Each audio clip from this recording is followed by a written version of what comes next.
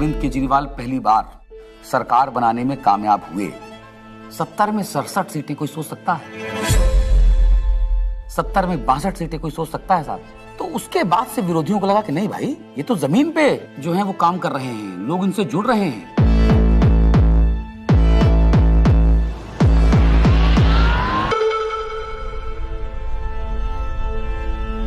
कहानी शुरू होती है तब से जहां से आम आदमी पार्टी ने पंजाब जीता। लोगों की भूख थी आम आदमी पार्टी की। उन्होंने कहा आम आदमी पार्टी हमें चाहिए। लोगों ने वोट दिया और पंजाब में आम आदमी पार्टी का जन्म हो गया। पंजाब के लोग जो हैं वो सच्चे बंदों को पसंद करते हैं और जिसके साथ दिल से जुड़ जाएं जुड़ जाएं।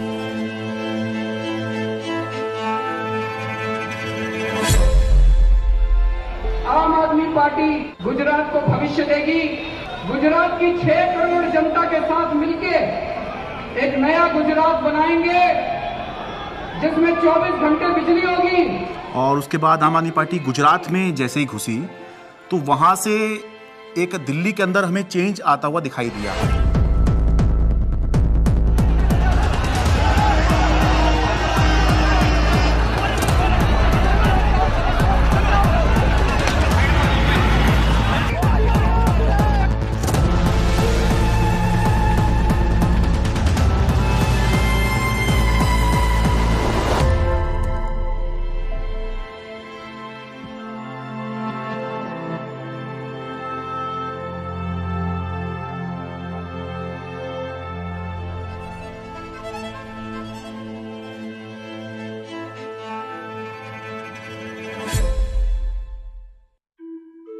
So it started, I think, with the arrest of Satyendra Jain ji.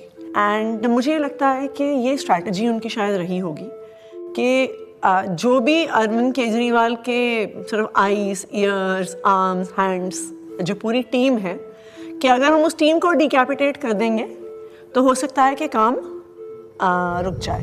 Table में बैठे होंगे बीजेपी के 3-4 लोग बड़े बड़े, बोले यार अब केजरीवाल को बेईमान साबित करने का क्या तरीका।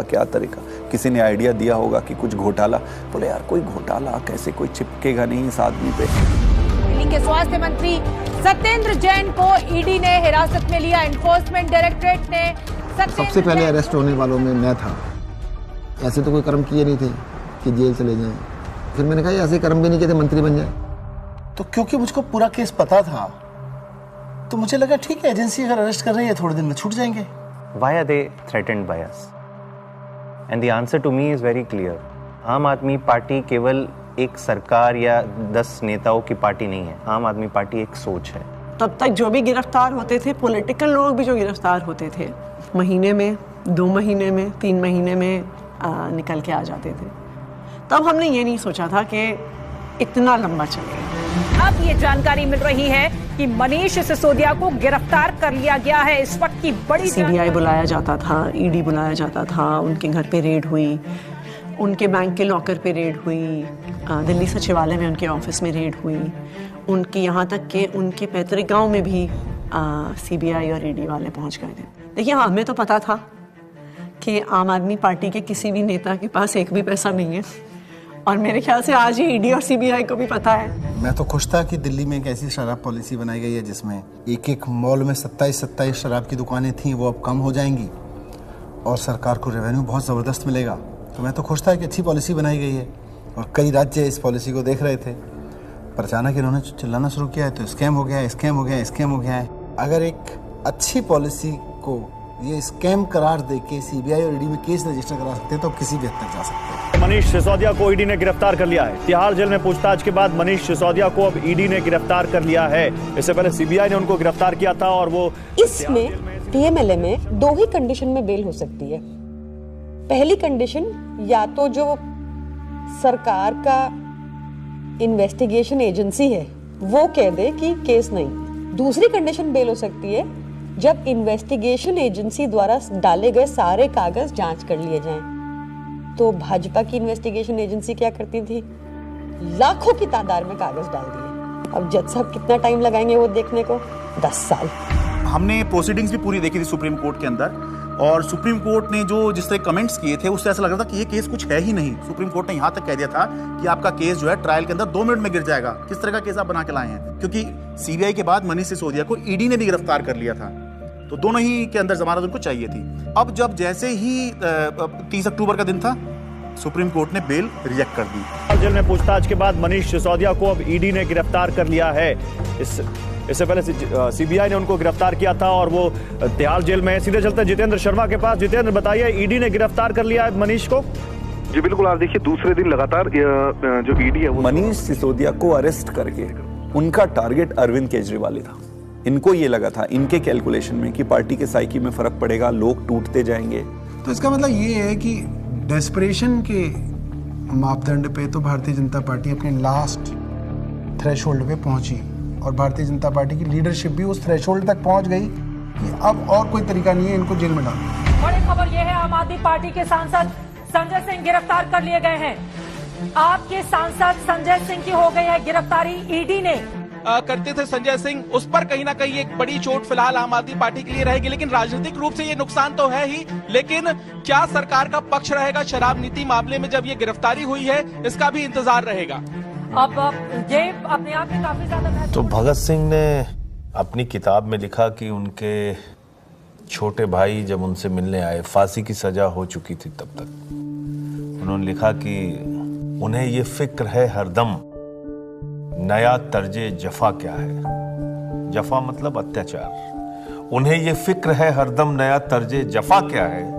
हमें भी शौक है देखें सितम की इंतहा क्या है। इस सरकार के ऊपर बिल्कुल फिट बैठता है कि ये सितम करने पे आए हैं और हम इनकी सितम की इंतहा देखना चाहते हैं। 2200 करोड़ रुपए की रिश्वत खिलाई अडानी ने। Nothing is going on record. 2200 crore रुपए की रिश्वत आपके अधिकारियों को। संजय जी, 2200 करोड़ की रिश्वत। संजय जी प्लीज। सर वो क्या बोल रहे हैं सर? वो आप इधर बोलेंगे कि उधर बोलेंगे? जिस तरीके से पार्लियामेंट में और पार्लियामेंट के बाहर अगर अरविंद केजरीवाल और पार्टी के वॉइस को एक स्ट्रक्चर करके जनता और देश के सामने रख रहे थे, बीजेपी उससे बहुत इरिटेटेड और फ्रस्ट्रेटेड थी। मैंने तो अपने घर के सामने एक बैनर भी लगवा दिया था कि फक्कड़ हाउस में ईडी का स्वागत है। अब कहानी जो है अलग लेवल पहुंच गई। अरविंद केजरीवाल भी ये बात समझ रहे थे कि जब एक के बाद एक नोटिस आ रहे हैं तो देर सवेर ईडी जो है उनको गिरफ्तार करने आएगी। हमारा एक व्हाट्सएप ग्रुप है पार्टी की लीडरशिप का, जिसमें एक खबर आई थी कि ईडी वाले अरविंद जी के घर पहुंच गए हैं 6 फ्लैग स्टाफ रोड पे। एंड मुझे याद है मैंने ओबरॉय के फ्लाईओवर के नीचे से फिर हमने गाड़ी का यू टर्न लिया था और फिर 6 फ्लैग स्टाफ रोड जो सिविल लाइंस में है वहाँ पे पहुँचे थे। मुझसे पहले सौरभ भारद्वाज पहुँचे थे वहाँ पे। इतने में उन्होंने बैरिकेडिंग दोनों तरफ कर दी, बट मैं बैरिकेडिंग से पहले ही जो है वो अंदर पहुँच गया था। मैं तो मेरे को अंदर से किसी का मैसेज आया which was very sad thing to imagine. Arvind Kejriwal ji अपना बैग पैक कर रहे हैं और एक मुख्यमंत्री अपने घर में ही असहाय है, आप सोचिए। और वहाँ जो पुलिस खड़ी है वो उसके लिए नहीं खड़ी है, वो इसलिए खड़ी है कि किसी और को आने नहीं देंगे। उसके यहाँ जो ईडी के जो अफसर हैं वो उसको कह रहे हैं कि अब आप बैग पैक कर लो, आपको अरेस्ट कर रहे हैं। ईडी दफ्तर ले जाया जा रहा है अरविंद केजरीवाल को। इस वक्त की बड़ी खबर, बड़ा अपडेट, अरविंद केजरीवाल को ईडी ने गिरफ्तार किया है और ईडी दफ्तर उनको ले जाया जा रहा है। जिस तरीके से अब दिल्ली के मुख्यमंत्री अरविंद केजरीवाल को ईडी दफ्तर ले जाने की तैयारी की जा रही है और ये माना जा रहा है कि अब ईडी दफ्तर में उनसे पूछताछ होगी और उनके सामने। जब से मैं जर्नलिस्ट बना हूं 17 साल से, मैंने नहीं देखा किसी सिटिंग चीफ मिनिस्टर को अरेस्ट किया गया हो। तो मेरे मन में एक बात अंदर से आई कि पार्टी खत्म नहीं होने दी, सरकार नहीं खत्म होने दी। तो उस समय जो बाहर थे, जैसे संदीप पाठक बाहर थे जो संगठन के काम देखते हैं, हमारे जो कैबिनेट के जो साथी थे, आतिशी थी, सौरभ भारद्वाज थे, हमारे सोशल मीडिया के जैस्मिन थे। तो फिर हम सब लोग हमारे घर पे ही हमने सबको बोला, सब लोग हम लोग वहीं धीरे धीरे वहीं गैदर हुए। अब ये देश को बचाने की लड़ाई है, तानाशाही के खिलाफ लड़ाई है और सभी मिलकर के लड़ेंगे और इस लड़ाई को जीतेंगे। कल 10 बजे भारतीय जनता पार्टी के मुख्यालय पर हम इसके खिलाफ प्रोटेस्ट शुरू करेंगे।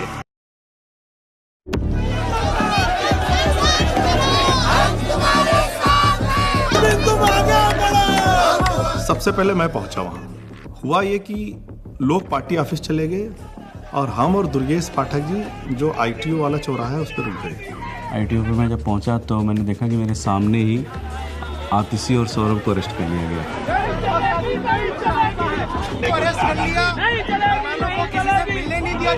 कोई वहाँ पे प्रोटेस्ट करने आता, 4 लोग सड़क पे बैठते, 4 लोगों को बस में बिठाते, बस भेजते।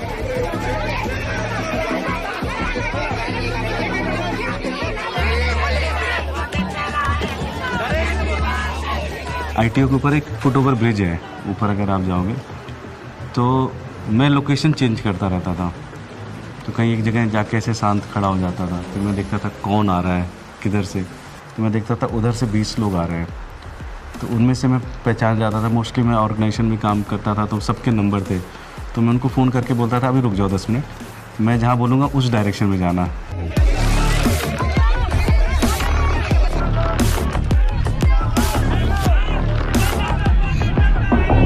कोई एक डिक्टेटोरियल लीडर है और वो चुनाव से पहले सारे ऑपोजिशन के नेताओं को गिरफ्तार करा लेता है और फिर कहता है कि जी मुझे तो 99% वोट्स आ गए, मैं popularly and democratically elected leader हूँ।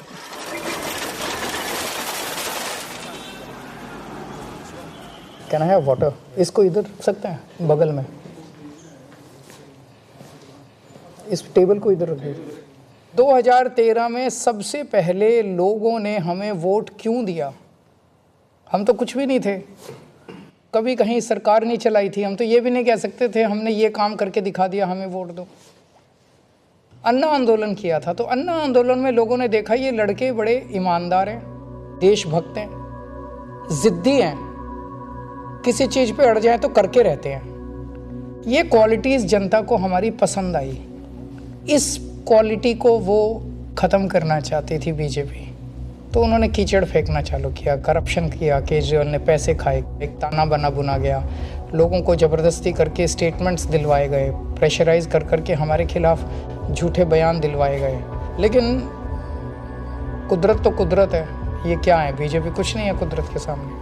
हम लोग कुछ बाहर तिहाड़ के खड़े थे एंड आई रिमेंबर थिंकिंग कि एज ऑफ दैट टाइम हमारी कोर टीम के 5 लोग उस समय उस दीवार के उस पार थे। मेरे हाथ में बहुत कुछ नहीं था, सब ऊपर वाले के हाथ में था, और मैंने अपना अंदर समय बहुत मेडिटेशन करते हुए और गीता पढ़ के बिताया। वहाँ पे सबसे ज़्यादा जो चीज़ परेशान करती है वो होती है अनसर्टेनिटी। उस 17 महीने में एक बड़ा हिस्सा मेरे अंदर उस सिपाही की तरह छटपटाता रहा जो देख रहा था कि उसकी पूरी फौज बाहर युद्ध लड़ रही है, और वो सिपाही जो हमेशा युद्ध में फ्रंट पे होकर लड़ता था वो आज बैरक में बैठा हुआ है। मैंने प्रयास किया कि घर के लोग 6 महीने तक, जब तक मैं जेल में रहा, मैंने प्रयास किया कि कोई मुझसे मिलने के लिए यहाँ पे ना आए, क्योंकि कई बार परिवार के लोग सामने आते हैं मिलने के लिए तो मन में एक अनावश्यक कमजोरी पैदा होती है, तो मैंने इस चीज़ को अवॉइड किया। फ़ोन पे जब वो वीडियो कॉल पे जब बात होती थी, वीडियो कॉल करते थे तो हंसते थे, लेकिन वो हंसी के पीछे कुछ ना तकलीफ छुपी होती है, क्योंकि पत्नी से बेहतर कोई नहीं समझ सकता है। लेकिन हम लोग को लगता है चलो वो अगर दिखा रहे हैं तो हम लोग को भी ऐसे ही दिखाना है, तो हमारे जैसे बच्चे भी आ गए थे, तो सारे लोग सब हैप्पी फील करते थे कि पापा हम लोग ठीक है, आप परेशान मत होना और आप ठीक से रहो। एक बारी ना कपिल मिश्रा ने आरोप लगाया था 2 करोड़ का कि सत्येंद्र जैन ने अरविंद केजरीवाल को 2 करोड़ की रिश्वत दी। तो मेरी बेटी स्कूल में पढ़ती थी, तो उसका नाम स्कूल में 2 करोड़ ही रखा गया था। तो बच्चों के लिए बहुत, मुझे लगता है ये दौर ऐसा चल रहा है जिसमें कि बच्चों को भी स्पेयर नहीं किया जा रहा है। फैमिली के अंदर अभी तक क्या होता था कि अगर पॉलिटिक्स है तो 2 पॉलिटिकल पार्टीज़ के बीच में, अपोनेंट्स के बीच में, उसमें फैमिली इन्वॉल्व नहीं होती थी। अब थोड़ा सा लेवल कुछ ज़्यादा ही नीचे आ गया है। नहीं, जब जेल में था तो परिवार को तो मिस नेचुरली करते ही हो आप, और विशेष रूप से जब आपकी वाइफ बीमार हो, आपका बेटा भी केवल कॉलेज में पढ़ता हो। तो उसने एक चिट्ठी लिखी, उसमें उसने बोला कि अगर आप इस वक्त मेरी चिंता करोगे, अगर आप इस वक्त इस बात को लेके चिंता करोगे कि मैं परेशान हूँ, तो फिर ये मेरी देशभक्ति पे सवाल है। तो मुझे लगा यार बेटा तो बड़ा हो गया। आपने अगर मेरी चिंता में जरा भी वक्त जाया किया तो फिर वो मेरी देशभक्ति का अपमान होगा। That would be an insult to my patriotism कि अगर मैं देश के सबसे अच्छे शिक्षा मंत्री को ये विश्वास नहीं दिला पा रहा कि आप अपना काम करो, मैं यहाँ पे एकदम सेट हूँ, आपको मेरी चिंता बिल्कुल करने की जरूरत नहीं है, तो that would be an insult to my patriotism and I felt that, I even feel that today. Phone आता था, 5 मिनट का फ़ोन होता था वो डेली जो आता था, तो उसमें ऐसा तो नहीं है कि मैं ये कह दूँ कि मैं बीमार बहुत हूँ या मैं कुछ भी हूँ, हाँ सब ठीक है, खाना खा लिया, हाँ इतना होता था। जो ड्रेडेड क्रिमिनल्स होते हैं ना, उनको सोलिटरी कन्फाइनमेंट में 2 हफ्ते से ज़्यादा नहीं रखते, उसको इनह्यूमन माना जाता है। तो मुझे लगातार कई महीने तक सेकेंड फेज के अंदर सोलिटरी कन्फाइनमेंट में रखा गया। सॉलिटरी कन्फाइनमेंट में आप जेल ऑफिसर्स और मेडिकल स्टाफ, इनके अलावा आप किसी से बात नहीं कर सकते। सो आई वॉज ऑल अलोन। आपको चाहिए कोई बात करने के लिए, गप्पे मारने के लिए, अपने मन की भड़ास निकालने के लिए, कुछ भी बोलने के लिए, वो अलाउड नहीं था। मतलब 2 जालियों के बीच में से बात करें, शीशा लगा हुआ है, इधर से फोन पे मैं उधर से हूँ, एक चीफ मिनिस्टर हूँ, दूसरे चीफ मिनिस्टर से मिलने आया हूँ, सिटिंग दोनों। जेल नंबर 1 में मैं था, जेल नंबर 2 में अरविंद जी थे, उसके बीच में एक दीवार ही थी। कभी कभी लगता था आवाज़ दो जोर से तो हो सकता है पहुंच जाए उधर। कई बार जेल के अंदर जब ऐसे मौके आते थे, ऐसे मोमेंट्स आते थे जब आदमी कमज़ोर फील करता था, तब मुझे लगता था यार मनीष की तरफ मैं सोचता था कि मनीष को 1.5 साल हो गया, उसकी तो वाइफ भी इतनी बीमार है, वो नहीं टूटा, सो हमें भी हिम्मत रखनी है।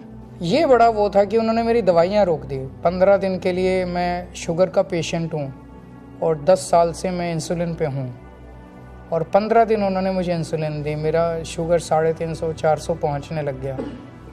जब जयप्रकाश नारायण इमरजेंसी के दौर में जेल गए थे, जब वो जेल गए थे उनकी दोनों किडनी ठीक थी, और 4 महीने बाद जब वो जेल से बाहर आए उनकी दोनों किडनी खत्म हो चुकी थी।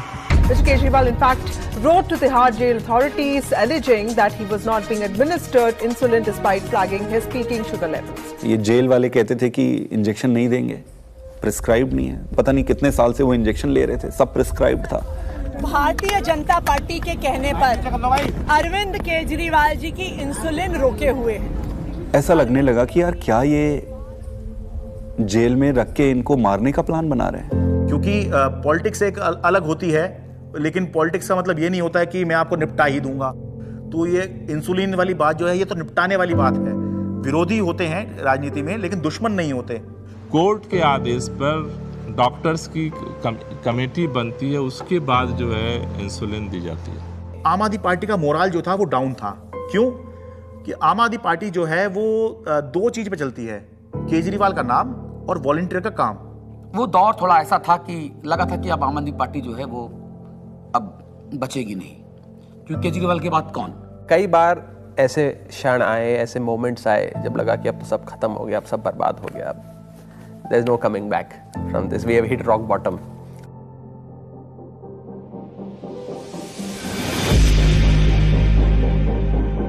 I really admire her for her strength. वो खुद पब्लिक डोमेन में आई पहली बार। मुझे लगता है कि शायद रामलीला मैदान में जब उन्होंने बोला होगा, that was probably the first time that she ever gave a political speech. सभी भाइयों, बहनों, माताओं, बुजुर्गों, आप सभी को मेरी राम राम। अच्छा, ओके। मेरे को तो समझ नहीं आ रहा था अरविंद कैसे संभालते हैं। मैं तो बार बार यही सोचती थी कि वो तो हमेशा इसी उसमें रहते हैं। It's such a turmoil, it is not easy. मेरी पत्नी ने आज तक कभी पॉलिटिक्स में पार्टिसिपेट नहीं किया था, कभी वो सामने नहीं आई, आपने कभी उनको नहीं देखा होगा। वो हमेशा शी एंकर्स द हाउस, लेकिन इस दौरान मजबूरी में उन्हें बाहर आना पड़ा, सामने आना पड़ा।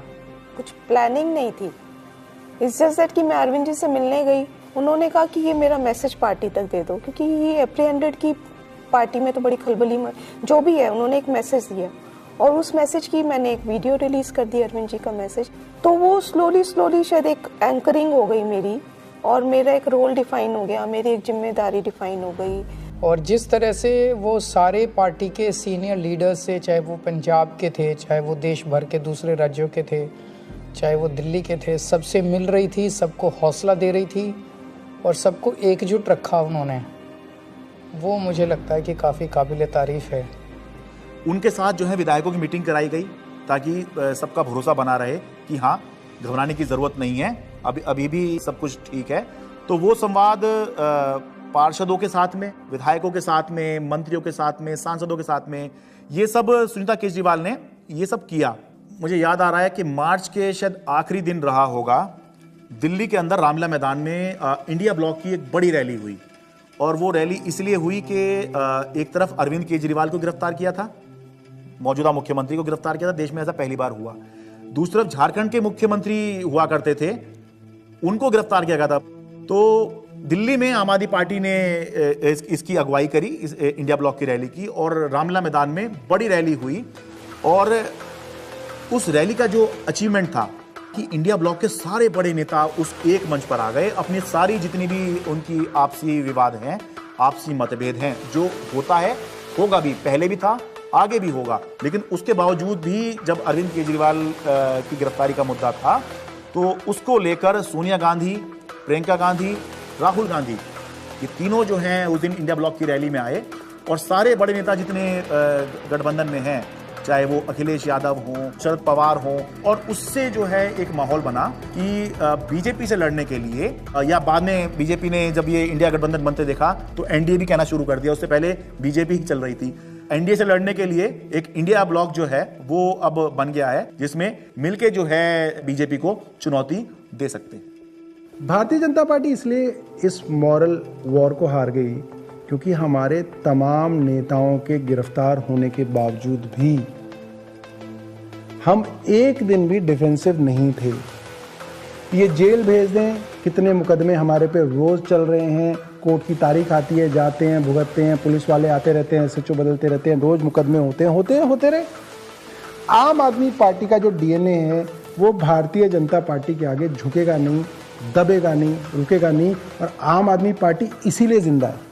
एक अहम मुकाम जो था इस संघर्ष का तब आया जब अचानक से 2 अप्रैल को सुप्रीम कोर्ट ने संजय सिंह को जमानत दे दी। संजय सिंह को जमानत मिल गई है। आम आदमी पार्टी के सांसद संजय सिंह को जमानत मिल गई। जश्न का वक्त नहीं है, जंग का वक्त है। संघर्ष के लिए तैयार हो जाओ, जम के लड़ेंगे और लड़ेंगे।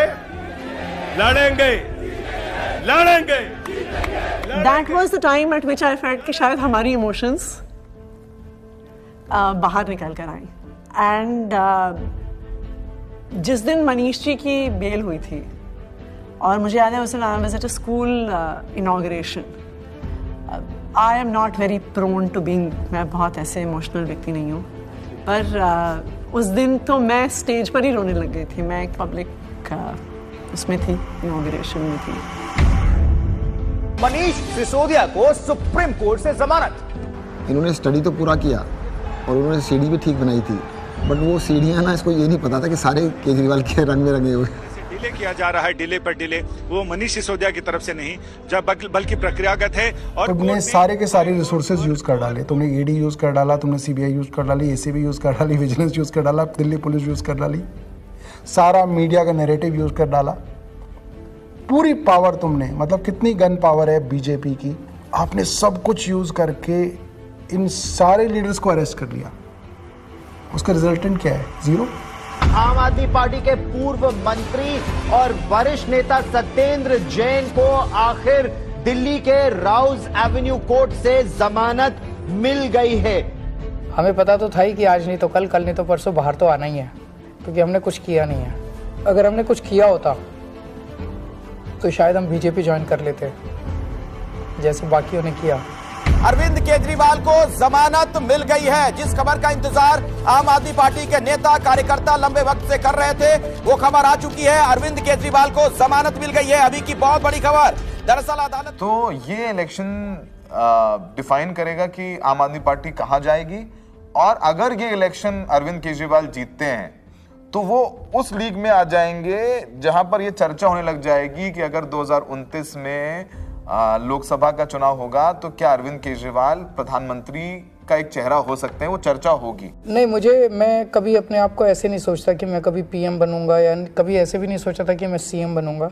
सो पीएम बनना मेरी ज़िंदगी का कोई मकसद नहीं है, लेकिन जो भी सरकार आए इसे ख़त्म करना होगा। मैं चुनाव के टाइम में चुनाव लड़ो, आपस में एक दूसरे को गाली गलौज मत करो, आपने जो काम किए वो जनता के सामने रखो, आप जो विज़न लेके आए हो वो जनता के सामने रखो। जनता को जो पार्टी पसंद आएगी उसको जिताएगी। जीतने के बाद सारी पार्टियों को मिलके फिर काम करना चाहिए, देश के लिए काम करना चाहिए, चाहे पक्ष में हो विपक्ष में हो। विपक्ष को कंस्ट्रक्टिव क्रिटिसिज्म करना चाहिए ताकि सरकार अच्छा काम कर सके, लेकिन एक दूसरे का जेल में डालना ये अच्छी राजनीति नहीं है। मैं दिल्ली की जनता से पूछना चाहता हूं, मैं देश की जनता से पूछना चाहता हूं कि क्या केजरीवाल ईमानदार है कि गुनहगार है? दोस्तों, 2 दिन के बाद, आज से 2 दिन के बाद मैं सीएम की कुर्सी से इस्तीफा देने जा रहा हूं, और मैं तब तक सीएम की कुर्सी पे नहीं बैठूंगा जब तक जनता अपना फैसला ना सुना दे। Did you anticipate his resignation and why did he resign? रुके न जो, रुके न जो, झुके न जो, दबे न जो, मिटे न जो, हम वो इंकलाब हैं, जुल्म का जवाब हैं, हर शहीद हर गरीब का हम ही तो ख्वाब हैं। रुके न जो, झुके न जो, जी रहे हैं इसलिए कि प्यार जग में जी सके, प्यार जग में जी सके, प्यार जग में जी सके। जब हमने पार्टी बनाई थी तब सभी नेताओं और मीडिया ने कहा था कि इनकी एक भी सीट नहीं आएगी, लेकिन जनता ने मुझे मुख्यमंत्री बना दिया। जब हमने 2014 में असूलों के आधार पर सरकार छोड़ी तो इन सब ने फिर शोर मचाया कि आम आदमी पार्टी खत्म हो गई, अरविंद केजरीवाल खत्म हो गए। लेकिन फिर जनता ने हमें 67 सीटों के साथ जीत दिलाई, और 2020 में हमने वो कर दिखाया जो किसी ने सोचा भी नहीं था। हमने अपने काम के नाम पे वोट मांगे, शिक्षा और स्वास्थ्य के नाम पे वोट मांगे। सबने कहा कि इस देश में शिक्षा और स्वास्थ्य पर कोई वोट नहीं देगा, लेकिन जनता ने फिर सबको गलत साबित कर दिया। जनता ने कहा, अगर आप हमारे लिए काम करोगे तो हम आपको पावर देंगे। मैंने तो राजनीति में इतना ही सीखा है कि जब जनता अपना मन बना लेती है तो भले ही उनके सामने कितना बड़ा तानाशाह हो, पूरे सिस्टम की ताकत हो या बड़ी बड़ी पार्टियां हो, जनता सबको ध्वस्त कर देती है। जनता के सामने किसी का अहंकार नहीं चलता, और जनता से बढ़कर कोई अदालत नहीं है। इसलिए मैं जनता के बीच जाऊंगा और अब जनता फैसला करेगी। जुल्म का जवाब है, हर शहीद हर गरीब का हम ही तो ख्वाब हैं। रुके न जो।